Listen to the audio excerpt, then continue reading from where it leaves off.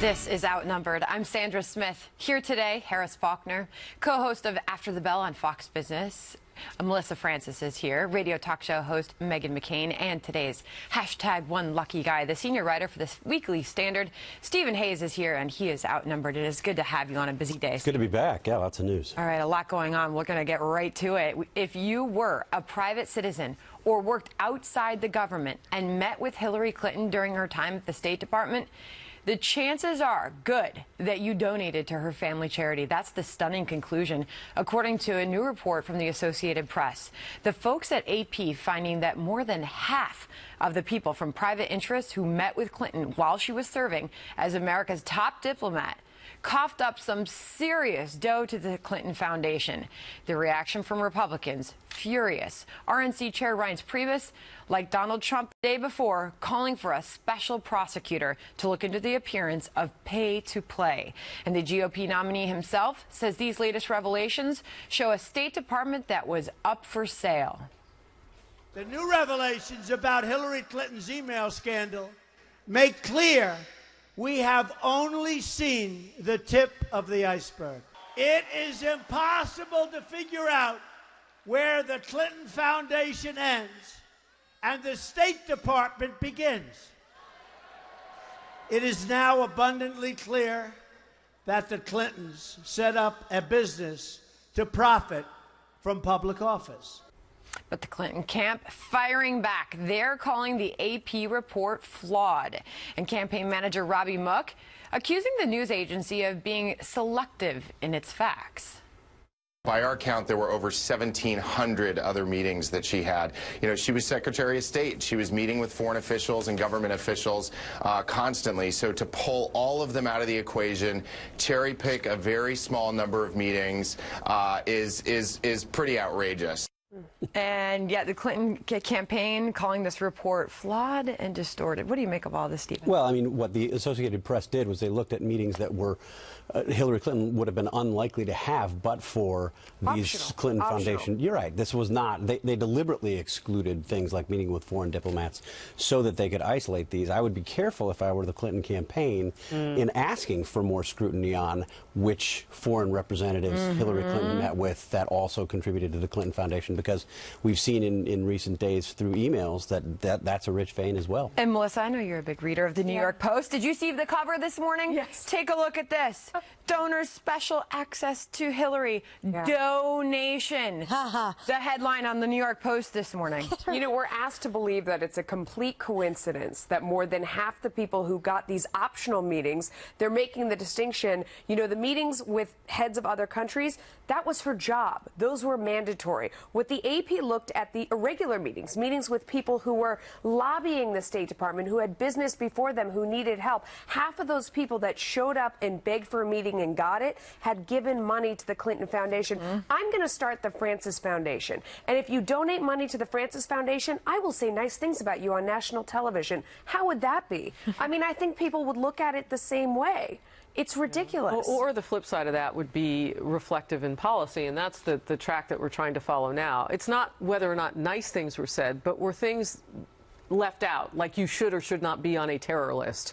You know what I mean? I mean, so you've got to kind of look at what some of those countries who have horrible records with human rights, particularly among, you know, against women and children, where were they in all of this? Yeah. And Meghan, I want to bring in this from the Clinton press secretary, Brian Fallon, his response to Trump and his comments on the Clinton Foundation. Here's what he said. Trump donated to the Clinton Foundation while HRC was Secretary of State. Doesn't that mean he is calling for an investigation of himself? That's so stupid. I'm sorry. Donald Trump himself has admitted that he donated to her campaign and to her because he wanted access to her, because he said that, well, if you want access to the Clintons, you give them money. I actually think this line, it's impossible to figure out where the Clinton Foundation ends and where the State Department begins, should be blasted in their attack ads, put it in Times Square in giant letters. Of all the attacks on Hillary Clinton, this is the most effective. I've gotten more text messages from friends who don't pay attention to politics, absolutely enraged over what's happening, and I think this is a slow drip that will keep coming out and just get worse. And it's effective. It's effective in particular for two reasons. One, this is the history of how the Clintons have operated. Right. You can go back and look in the 1990s. You can look when she was a senator. There was a pay-for-play aspect to a lot that the Clintons did back then. So there's a history there. That line resonates in particular. But also, it's effective because Hillary Clinton said in July of this year, there's absolutely no connection. That's a direct quote. Absolutely no connection between the work that she did as Secretary of State and the Clinton Foundation. Well, we now know that that's not true. I mean, we know that people were given meetings because they were Clinton Foundation donors. Right. That's the reason. They couldn't get them through official channels, but they could get them because they were Clinton Foundation donors. We know that's the case with a number of people. The question is how many and what else did they get? And so now Reince Priebus, the RNC chairman, he is calling on Hillary Clinton and her team to hold a press conference to address all of this in the foundation scandal, and highlighting in the press relief where he's calling for her to do this, the streak of 263 days, Harris, where she has still not held a press conference. Well, and what's interesting about that is that would have the specificity of this issue, which is, you know, at least at most news conferences, you might get a couple of softballs. Now they're all going to be coming across the plate with a lot of speed. So we'll see if she would ever answer back. How many days? 263. Okay. We want to get back to our top story.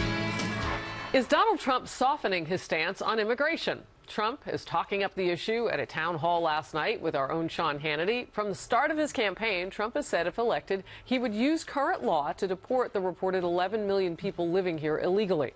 Is he now considering a different path forward? Watch. There certainly can be a softening because we're not looking to hurt people. We want people. We have some great people in this country. We have some great people in this country. So, but we're going to follow the laws of this country. And, you know, we have, what people don't realize, we have very, very strong laws. And I've had very strong people come up to me, really great people come up to me. And they've said, Mr. Trump, I love you. But to take a person that's been here for 15 or 20 years and throw them and the family out, it's so tough, Mr. Trump. I mean, I have it all the time. You know, it's interesting, Sandra. I have looked back at some of the things that were quoted that he said, and actually what he said has been all along using the current law, but really using it. And the nuance now is that he's also saying that he's going to do these other things along the way. How do you see this playing out among his staunch? Well, I think the core question to ask is, can he soften his stance without alienating his core base while extending his reach out to still unsure voters and moving more to the middle? Yeah, I think it's a big lift. You're going to have some of his core supporters who supported him because of his strong stance on immigration. And he did talk in November of 2015. I mean, he said he was talking about a deportation force, so that people would be rounded up and deported. Now, obviously, I mean, listening to that sound, he's not staying by that, or he seems to be indicating that he's moving away from that.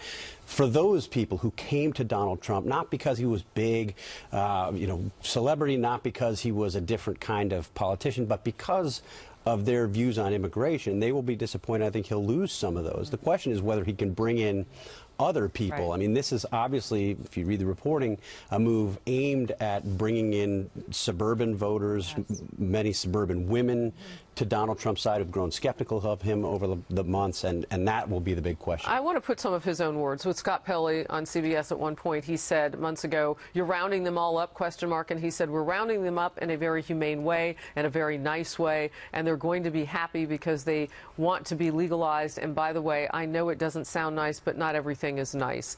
And then separate from that, Trump has said there certainly can be a softening because we're not looking to hurt people. We want people, we want to have some great people in this country. So he is moving toward a different spot, wouldn't you say? He is. I mean, I wonder, Kellyanne Conway seems to have her finger on the pulse of what's going on, and they must have tested and decided that this softening was a good idea. I think it's interesting that he was talking in the beginning about having, you know, that force or whatever that was going to take people out. We do, in theory, already have that. That's ICE. I mean, they're supposed to be deporting people who are doing things. President Obama has deported people. He's talking about, like you said, just following the law and taking people who have committed crimes. I mean, what baffles me are the people who have committed crimes, who are in the custody of the government, who aren't deported, who are found to be here illegally and have committed, in some cases, horrible crimes, and are not taken out of the country and left. That's what he's talking about, but that's something that legally we're supposed to already be doing. Yeah, so the question is, why are we not? And the Obama administration has been doing some of that. What this would do is make it more staccato. I mean, we would just see it speed up. What are your thoughts? You know, coming from a border state, this is by far the most emotionally intense issue for voters, especially when you live along the border. This is definitely a tone shift. You even hear the audience reacting in that town hall when he said we can soften people that have been here 15, 20 years. You're talking about DREAM Act students right now. You're talking about people who were brought here as babies, went on and, you know, became college students, whatever, great members of society. That is definitely a tone shift. And when we're talking about the nuance of this issue, yeah, it may please more moderate voters, but you are going to lose the base. And these are the people that are voting on this. This is a one-issue vote for some people in the same way that being pro-life or being pro-choice is. Immigration, to a lot of people, is the only issue they care about. So then my question is, what is the bigger number? Is it the people who are in the base, who are that single issue Sounds voter? like part of the problem is we have a lot of questions and he's not answering a lot of those questions. Or is it the people who he's trying to bring on board? Well, and the other problem is he campaigned in the fall and through the primaries as the tough on immigration guy, and now he's going to try to recast himself as the maybe not so tough, compassionate, softer on immigration guy. This was litigated throughout the primaries. Remember the details of the reporting that we were doing? I printed it out, actually. Cruz versus Rubio versus Trump versus Walker. His former plan on his website I had printed a year ago, so I still had it in my office. I mean, it is different. That's why I'm asking, do you see it as progress moving forward? How do you categorize it? Well, he's softened his last night, as we heard, softened on the deportation policy, but as far as building the wall, and as he once said, having a big, fat, beautiful door right in the middle of that wall, he's not softening on that or changing his tone on the wall at all, is he? Talking about people who have been here in this country 15 or 20 years, that's a major, major issue. It's a major issue in Arizona, and when you shift on that, automatically be careful. And Texas and California and Nevada, you might be called, you know, amnesty Trump. I mean, be very careful with this. Ann Coulter herself isn't pleased about this right now. All right, we'll move on. House Republicans pushing for more answers about Hillary Clinton's email server. And it was more than one server, right? Can we get clear on that? What they now want from the FBI director and how it could affect the presidential election. And the Democratic nominee taking time to pose for pictures with the likes of Justin Timberlake. What she isn't doing right now, and whether it's a strategy that could help or hurt her in the long run. Look at Justin. Life. She is the head of the Secretary of State. She's dealing in classified information on an hourly basis. It's reasonable to think that her information is chock full of classified information. And it is. And it was. And that's why when she gave access to those attorneys, and by the way, the IT professionals that were also allowed to access that computer, we don't know who these people are. All right, Stephen Hayes, he may be right, but to a lot of people, it feels like this issue is dead as a doornail. What do you think? Well, a lot of people in the media, it feels like this issue's dead as a doornail. Look, I think it's good that they're asking these questions. They should be pushing as hard as they possibly can. We know, it's clear, it's beyond dispute now that Hillary Clinton lied repeatedly about her emails, about the server, about what she turned over. Again and again and again, she said things that just weren't true. We found that while Congress has done, I think, in many cases, its level best to extract information from the State Department, from the administration, it's been unable to. So we've gotten good information from places like Citizens United, from Judicial Watch, and others. Everybody should be trying to get more information. She's clearly not going to turn it over. Remember, back in August of 2015, she signed a document under penalty of perjury saying that she had turned over not only all work-related emails, but all emails that could possibly be work-related. And we now have the FBI director saying there were thousands of work-related emails that were not turned over. He says that he doesn't have evidence that they did this intentionally. Right. But we know that they didn't come. We know that we still don't have everything. We ought to see it. So, Melissa, Jason Chaffetz was our one lucky guy just a few days ago, sitting right there, and he was asked, why do Republicans not pick their battles? Why do they go after every single thing that comes out of this? Jason Chaffetz responded, it's our job.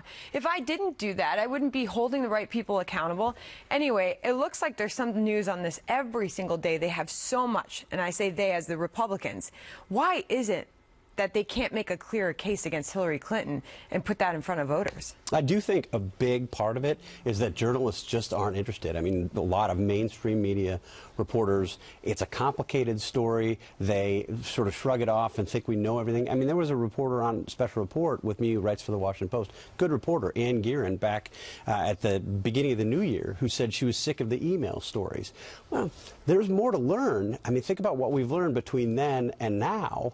And mainstream media reporters were saying back then that they were tired of the email stories. It's not really about if journalists get bored or not. I mean, with all due respect, but how dare you? I mean, say I'm sick of talking about the email scandal. Well, I'm sure, I'm sure a lot of Americans aren't, especially if you're talking about the parents of the Benghazi victims. I just don't know if this is a fruitless endeavor, though. I love Jason Chaffetz. I'm glad he's still hitting it on home. I think he's really doing the Lord's work in the city of Satan, but it feels so just hopeless in so many different ways. There's so many things that you have gotten Hillary Clinton on. She should be sitting in jail. If this were a Republican president or Republican candidate, they definitely would be. And they just seem to be able to slither out of everything because the media and this administration are so hell-bent on her becoming the next president. You know, this might be one of those times when more really is just more. I mean, and I could hear, and it was Kennedy who asked Congressman Chaffetz that question. I could hear in the question, and I've heard it from others, that why can't you pick one or two and really make a strong argument? For instance, she signed that document, okay? There should be a penalty. If you and I signed that same document saying that we weren't going to do certain things with classified information under perjury of law, so on and so forth, we would have to pay a penalty. Why is it that she's treated differently? They always go to intent. They always go to intent. Okay, and I hear you. And maybe that's when the enumeration of the other things could come. But you could start in one place and make that the kind of thing that you could chew on. It's just so big and so much that it plays into the Clintons' hands of, aren't you like Bernie? Aren't you tired of hearing about it? Well, I'm not tired of hearing about it. All right, a new poll showing Americans feel less safe than they have in a very long time. According to the Chicago Council on Foreign Affairs, 42% of Americans feel the country is less safe than it was before the terrorist attacks on September 11th, 2001. Wow. Only 27% felt that way in a 2014 survey. The same survey also finding that 89% believe terrorism will likely be a part of life in the future. That's also up from a similar survey done in 2013. You know, Stephen, I take the subway every day to work. I live way downtown. We're in Midtown. Every single time I get on the subway, I say a tiny little prayer that nothing's going to happen. That's the kind of world I think we live in. What do you think of this? I took the train up from Washington, D.C. to Penn Station. It's obvious. I mean, one of the reasons people have this sense is because you look around when you get on the train and there are the bomb-sniffing dogs and there's extra security, and it is just the way that we live now.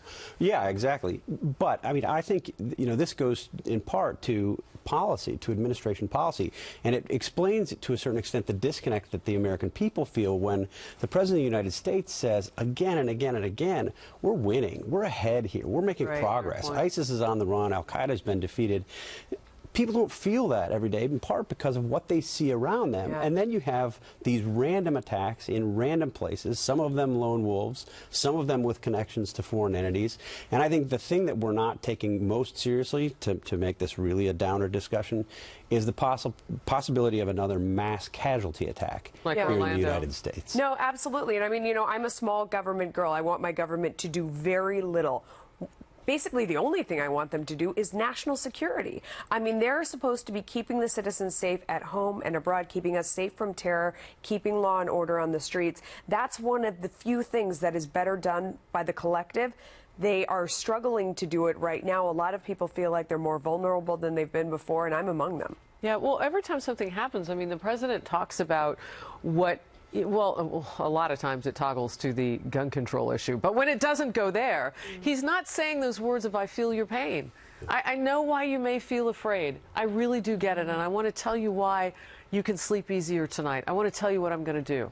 Yeah, I don't hear that from him. Well, and remember in his interview with Jeffrey Goldberg of The Atlantic, this was, I think, about a year ago, the president really mocked the idea that we're any less safe and said, really, you just hear about it more on the news, but we're not really less safe. And I think it's a terrible... And they're not, JV. This report out of the Chicago Council, it's important to point out that there was a split with the parties and their assessment of the threat of Islamic fundamentalism. 75% of Republicans said it was a critical threat, while 49% of Democrats did. That's a major difference in how we see the world and how we see the threat. Well, remember in the Democratic debates, there was a time when both Bernie Sanders and Hillary Clinton were asked to name the top 3 priorities, the things that they would do first.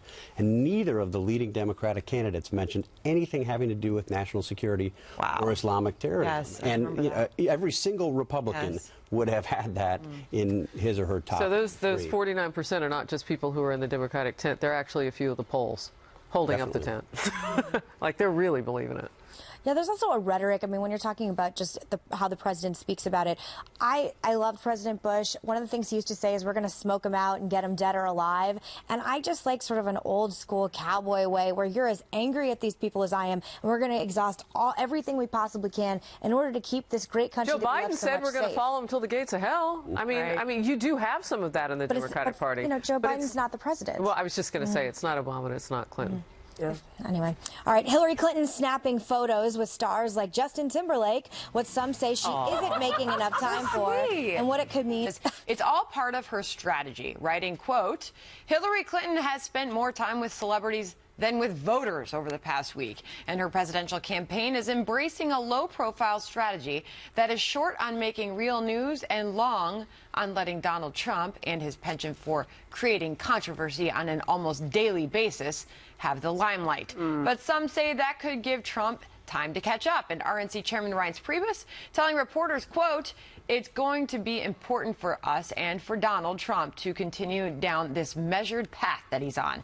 And if he does that, I think he's going to be tied or ahead at or just after Labor Day. All right, so I'm sure, Melissa, you have a comment first on the way Hillary is spending her time. I mean, you know, I would love to hang out with Justin Timberlake, too. I mean, I could bring sexy back. It looks fantastic. It looks like they were having a great time. I don't blame her for wanting to do that. I think that the tone actually has benefited Donald Trump. They've given him enough rope to hang himself so far. It doesn't seem like he's done it. He's been out there doing more serious things. She's been raising even more money, which they're putting that money to good use. I mean, let's be honest. There are tons of attack ads out there, and the money is a good thing. So I don't think she's wasting her time. At the same time, it does feel like Trump is making progress. It's just a question of how much and how much time is left. Just juxtapose Trump going down to visit the flood victims in Louisiana, and then her in Beverly Hills. There's already a stereotype among the majority of Americans that the only thing Democrats care about is celebrities and the coastal elites.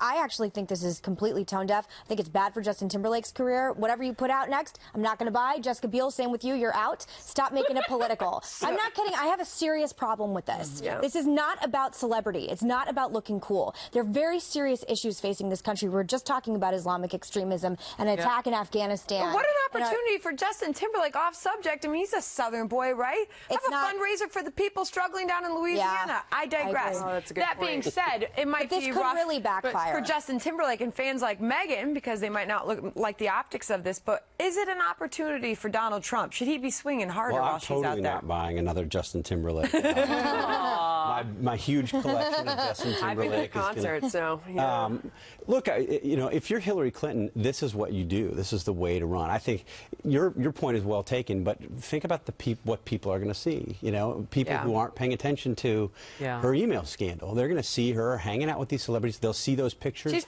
everywhere. They're not going to look beyond that, and it does. I mean, you know, we're making fun of the fact that it looks like she's trying to have fun with voters. No, Justin I mean, I don't think it moves the needle. I don't think it moves the needle, but I don't think it will be as negative to most voters as we might assume here in New York City. I won't even see Tom Hanks movies anymore. Like when they make it this political. The reality is people pay attention when there's a Kardashian or a fun celebrity attached to it. It's like getting a little fluff ball on your new purse.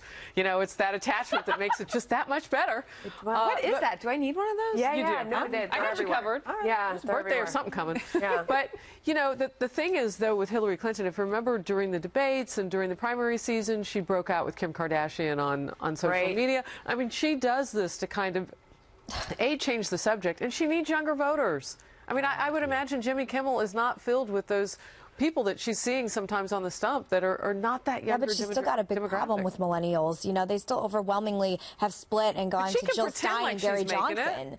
I just think, I think if celebrity were the only thing that counted and this really helped, she wouldn't be struggling in the way that she is. And I think no matter who you are, when you're running for president, if you nationalize it and make it look like you only care about hanging out with Hollywood, it will affect you in a really negative way. I'm telling you, I'm not the only person that has a very adverse reaction to this type of thing. Well, it makes her look like she can dance. I have friends who say the only time they look like they have rhythm is in a still photo. And that's kind of where I put, you know, certain people when they try to pose with a celebrity. It's like, oh, you kind of look like you're dancing. Yeah. All right, well, so much for college students being allowed to think for themselves. Now. So colleges have been accused of pushing a liberal agenda for decades, but this may really be reaching a new level. Now an assistant professor at Gettysburg College in Pennsylvania says she won't even try to treat Donald Trump fairly in class, calling a Trump presidency unthinkable and unteachable. She said that in an op-ed. Kathleen Ianello writing, quote, "My approach for the fall semester will be boldly honest. It is a disservice to students to attempt to provide balance when I know that balance is an offense to the truth." The professor later telling the College Fix website that all students will have a voice in her classes. Wow. A sentiment echoed by a spokesperson for the $63,000 a year college, which is standing behind the professor. Wow. So Harris, the real problem with this is she said she can't teach Trump. She's talking about his intolerance, and then she's intolerant of other people's point of view. She's been described as intimidating if you lean right, a person who gives conservatives in her classroom a hard time. If you're a right-winger, this is a student writing this, be prepared to walk into a brick wall whenever you enter her classroom. My cow patty meter just went to 10. I just, you know, she says, oh, every voice will be heard in class. What does she stand up and call them stupid? Like, how does it work exactly? Because she's already said that she gives anybody with another point of view, particularly that might be aligned with Donald Trump, completely no credibility, completely no voice. So I look at this as one of those instances, if he were to become president, she should exit stage left as fast as she possibly. In fact, get the hook out now, because she ought to be leaving anyway. What other things in her classroom does she not tolerate? Let me tell you. I'm talking right to her now. Let me tell you what she doesn't tolerate. When discussing Social Security debt, this is a student, they said, I voiced concern that there are trillions of dollars in debt. We are. A number that can be confirmed by numerous government agencies. She suggested that she couldn't be completely sure of the exact figure. It really depends what website you look at. Right. Effectively dismissing a larger argument that the amount of debt looming above millennials is a crisis level. That's not an opinion, Stephen Hayes. No. That's math. Yeah. And this is what drives me crazy about a lot of liberal ideology. She wants to dismiss the math and punish. She just forgot to take that class. It wasn't important. Yeah, she sounds like a closed-minded ideologue. The thing that struck me in reading that was one word in particular. Unteachable. Yeah. Whatever you think about Donald Trump, I mean, I'm not a Donald Trump fan. I've been very critical of Donald Trump. This is such a teachable election. Totally. I mean, you know, I've used it to test some of the assumptions that I had coming into this election, to learn more, to ask myself, why are people flocking to Donald Trump in a way that I hadn't anticipated? And this is exactly what a teacher should be doing, get students to go beyond what they think they know, test their own knowledge. That's the purpose of going to college. But that's what I was going to say, is that if anything, this is a fascinating election just from a political science standpoint. You're talking about a populist candidate. You're talking about someone basically overturning what it means to be a Republican, changing the face of the Republican Party. How is that not going to be interesting or important for children to learn? Well, teenagers to learn. And then going forward, if they actually are interested in politics, if you actually don't learn about Donald Trump, it'll be a detriment to you going forward if you actually want to, like, do something on a campaign. And Sandra, this is poli-sci 101. So it's not like this is some elective off on the side that you could avoid. I mean, this is the intro course to poli-sci that she's saying, if you want to learn about political science, I will not. And she's talk been a about teacher Donald there Trump. for years. And so what do you do, of course, as a student? You go look at ratemyprofessors.com, always a trusty resource. I love that website. What did you do? Fun. Well, no, so she's been described on there as intimidating if you lean right. One student said she gives conservatives a hard time. Yeah. One student said, if you're a right-winger, be prepared to walk into a brick wall whenever you enter the classroom. Yeah. There's a lot of comments like that. There are a lot of professors like that, though. I'd love to say that this was a singular incident, but I went to Columbia, and let me tell you, I mean, there's a lot of intolerance on college campuses. Go ahead. So I get all of that. Where are the parents? Yeah. I mean, somebody's paying that $63,000 a year, and they're not getting their money's worth. So where are the parents? Or are they just like this teacher? Well, you know, it is Let's a private pray for the school. children, shall we? It's a private school. It's a very expensive private school. They're so not getting a well-rounded education in that classroom education, with her. Yeah, they're not. I mean, you vote with your dollars. I always say at the end of the day, if you don't like what this teacher is doing, do not pay the money and send your kids. But are the parents paying attention? Are they watching Melissa Francis right now tell them what's going on? I don't know. I know I will be when my kids go to school and I pay it. Is it just so commonplace now that it's sort of accepted that if you send your kids to college in general, any place, unless it's, I don't know, like someplace in the conservative But that's South. hostile talk right there. Yeah. Yeah. I mean, treating, as we've just said here, you know, treating certain students differently. Watch out. Harris Faulkner's going to show up in that classroom. It's intellectually dishonest. I should. Me and Jesse Waters. Come on, Jesse. Let's go to school. All right, I'm done. All right, there you go. It's your turn. All right. It's a campaign moment going viral. Donald Trump's running mate stopping into a local barbershop for a haircut. It happened yesterday, but it's what the barber said afterward that had some, well, cringing. We have it all now. I'm the governor of the state of Indiana. I'm running for vice president of the United States. Go ahead, man. Whoa. Vice president? Yes, sir. Yes, sir. Oh, boy. I'm running with Donald Trump, so I'm his running mate.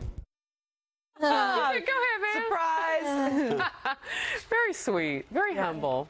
What do you think? We have haircut truthers here. I mean, how was it that there was a whole camera crew there? Oh, you and don't that they, believe it was did real? the advance, and this guy didn't have any idea? I mean, not like he should know. Yeah. I could see that. So I could almost see it like they told him somebody special was coming, like the vice president or whatever. They sat him down, and he didn't recognize him in his chair, and he's still waiting for the guy that he's supposed to be doing it for. So he thought this was just another guy. When I saw, so I hear you when they describe the story, but when you saw the video, it's you real. didn't believe that little guy. No, I mean, it may have been the case, but how was it that Pence gets in the chair? I mean, I'm not suggesting this guy should have known who Mike Pence is, clearly, but he gets just the chair, why they would do the this cameras advance work, and nobody says anything to him about The one it? thing I will say is people recognize my dad a lot, and they're always like, who are you? And he says I'm Al Gore all the time, like as a joke. And I think people like recognize politicians, but they don't know who they are. So I can actually see they it lie happening. that John McCain is Al Gore all when the he's time. getting his haircut. You're kidding now me. he's getting his haircut, just That's like at the hilarious. movies the other day. They were like, who is he? And I'm like, Al Gore. Why did he like, pick I'm Al Gore out of all people? I don't know. He always says Al Gore, though. That is so true. Does anybody go, no, you're not? But so can I take this to a bit of a serious level? But Stephen, doesn't this, and I do believe that possibly before everybody arrived to clear the place out and to bring him in to get his haircut, that maybe this barber had never heard of Mike Pence, that there's a lot of work that the Trump campaign has to do to get out there and get their message across to Americans that are working all day, barbers that are there 12 hours a day. Yeah, I mean, particularly with Mike Pence. I think he probably would have known who Donald Trump was. All right. Well, how about we And the hair. continue some discussion about safe spaces in schools? That's happening up on our live chat right now. FoxNews.com/outnumbered. Click on the overtime tab. Thank you, See you on the Stephen. web. Thanks, Stephen. Thank you. Happening now.